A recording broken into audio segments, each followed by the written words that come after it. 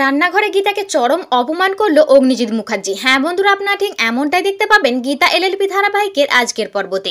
গীতা অগ্নিজিৎ মুখার্জিকে বলে, মেহেক যখন মুখ ফুটে আমাকে বলবে যে অ্যাডভোকেট গীতা এলএলবি আমি কৃপান ব্যানার্জিকে বিয়ে করতে চাই না, তখন কারোর আর সাধ্য হবে না যে ওকে ছাদনা তলায় নিয়ে যায়।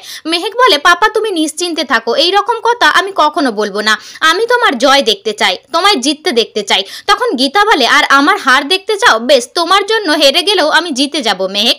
এরপর অগ্নিজিৎ মুখার্জি পদ্মকে বলে, তোমাকে দেখে আমার খুব ডাউট হচ্ছে, এই তুমি ঘুমটা খোলো। এই বলে অগ্নিজিৎ মুখার্জি পদ্মের ঘুমটা খুলতে গেলে তখন গীতা অগ্নিজিৎ মুখার্জির হাতটা ধরে নেয় আর বলে, মাফ করবেন, সম্পর্কে আপনি আমার শ্বশুর মশাই হন, তাও আমি আপনার হাতটা ধরলাম, এমন কিছু করবেন না যাতে হাতে হাত করা পড়াতে হয়। আপনি ওর মুখ খুলে কি করবেন? হ্যাঁ, ধরে নিন না ও পদ্মর মতো একজন হতভাগী মেয়ে যার আমি ছাড়া কেউ নেই।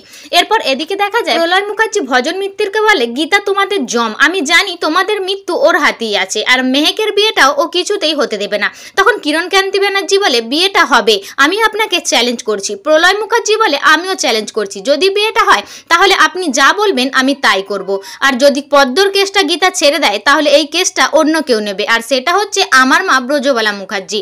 এরপর দেখা যায় গৃহিণী গীতার গলায় হার না দেখতে পেয়ে যখন তার ঘর থেকে নিজের একটা হার আনতে যায়, তখন শাস্তিককে ঘরে দেখে গিনি বলে, তুমি এখানে এভাবে মুখ লুকিয়ে বসে আছো কেন, প্রবলেমটা কি তোমার? শাস্তিক বলে, আমার কোনো প্রবলেম নেই। তখন গিনি বলে, আমি জানি তোমার একটাই প্রবলেম, আর সেটা হচ্ছে গীতা। শাস্তিক বলে, আমার প্রবলেম তুমি প্রথম দিন থেকেই আমার জীবনের প্রবলেম, আমি তোমার কাছে হাত জোর করছি গিনি, তুমি আমাকে মুক্তি দাও। তখন গিনি বলে, মুক্তি তুমি পাবে না শাস্তিক, কারণ আমি তোমাকে ভালোবাসি, আমি তোমাকে ছাড়া বাঁচবো না। শাস্তিক বলে, আমার বোন তানভি মুখার্জি আমাদের কেসটা নিয়ে কোর্টে লড়বে, আর আমাদের ডিভোর্সটা তো হবে। গিনি বলে, তুমিও একটা কথা মনে রেখো শাস্তিক, আমার বোন গীতা আমার থেকে কিছুতেই তোমাকে আলাদা হতে দেবে না। তো বন্ধুরা, ভিডিওটি এই পর্যন্ত। ভিডিওটি ভালো লাগে অবশ্যই একটি লাইক আর সাবস্ক্রাইব করে দিও।